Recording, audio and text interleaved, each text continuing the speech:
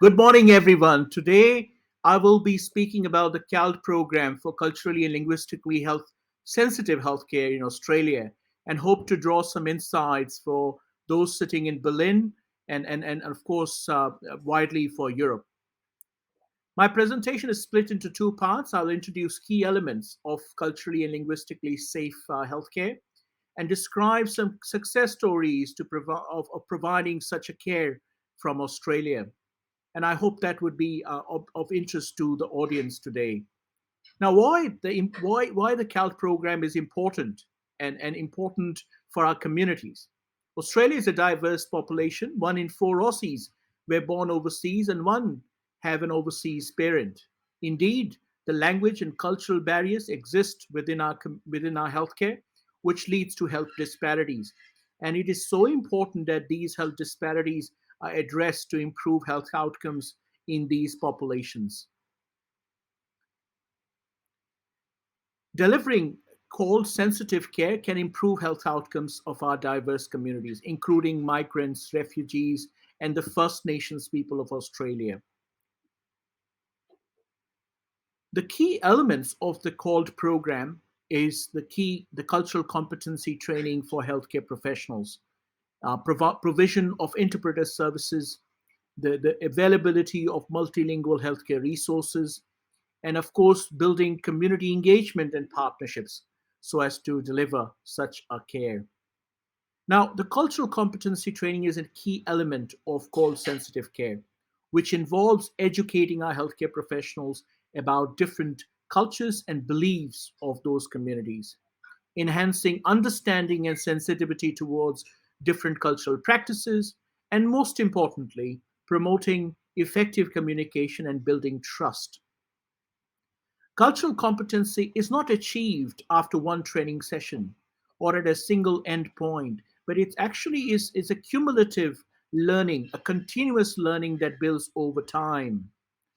And the key elements of that cultural capability, building that cultural capability, is cultural safety, the cultural awareness, and cultural competency, which I'll take in detail in the coming slides. The cultural awareness is a key element of that. Cultural awareness means being aware of and developing sensitivity towards cultural differences and diversity.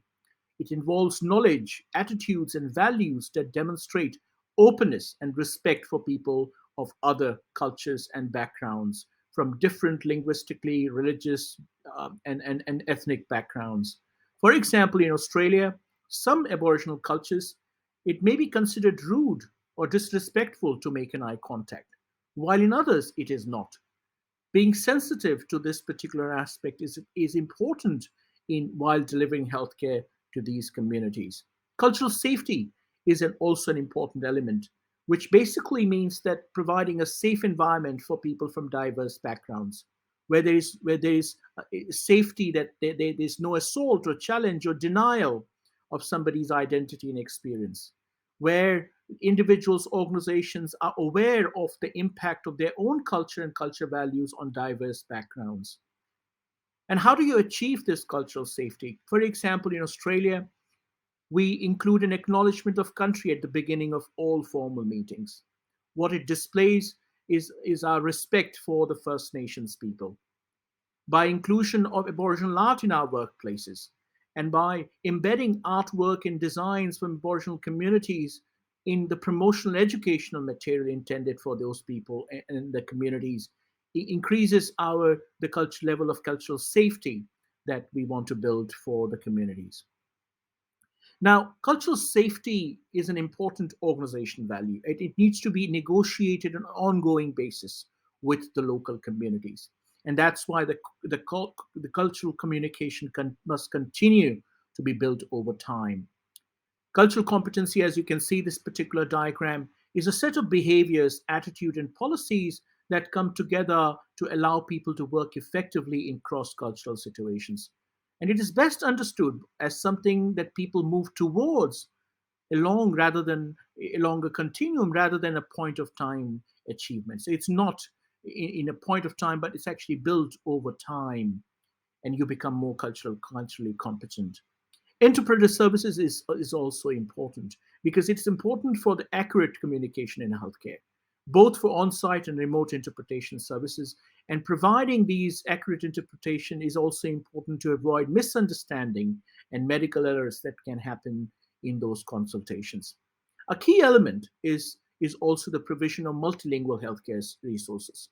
By translating our brochures, educational materials in those languages, by making these information available to different communities in different languages, by empowering our patients with relevant healthcare information in their preferred language is also important. Lastly, the community engagement and partnerships. Collaborating with those communities is key to delivering culturally safe and competent care. Understanding the community health needs and challenges, and of course, then tailoring our healthcare services to meet the culturally specific cultural requirements. What are the benefits of CALD program? It can help you to improve health outcomes for individual patients and, of course, for our diverse communities. It can build patient satisfaction and trust. And, of course, it will lead to reduce healthcare disparities and inequities, for example, in migrant and refugee populations. Now, allow me to share some success stories from Australia in successful implementation of the CALD program. One of those success stories is our CALD Assist program, which looks at overcoming language barriers in healthcare. This app is downloadable on Google App and Google Play and Apple Store.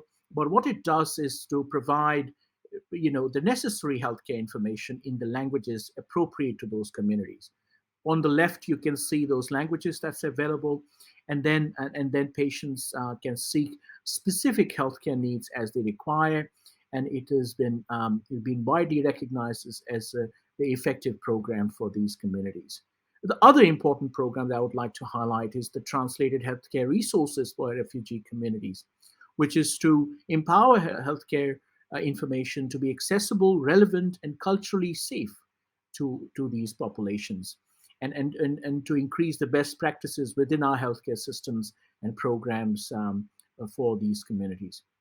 Lastly, I want to highlight an important program called Shisha No Thanks program, which was to, as you are aware, that is increasing trend in water pipe smoking internationally, especially among school and university students from Middle Eastern countries and people from Middle Eastern descent in Western countries. So to particularly target this population, this program was held, which was education and awareness program, and has shown great benefit. In fact, this program was recognized by the Premier Multicultural Award. In conclusion, CALD program ensures that healthcare services are inclusive, equitable, and respectful of cultural differences. And they are the key to advancing the universal healthcare. And I hope this is a call to action for all of you sitting in the audience to support and promote the implementation of CALD programs in your hospitals. For example, to deliver an optimal healthcare to refugees and migrant populations. I'll leave you with these key questions that as a manager or a healthcare provider or an organization, how do you build cultural capability? Can you do ask these questions about what strategies have you put in place to build cultural competency and cultural safety for your staff and for these populations?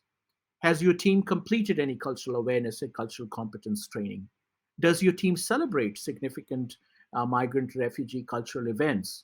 Do you identify and challenge inappropriate behavior in others and create a safe space for migrant refugees to report if required? And do you understand what is expected of you in responding to racism, discrimination, and cultural abuse?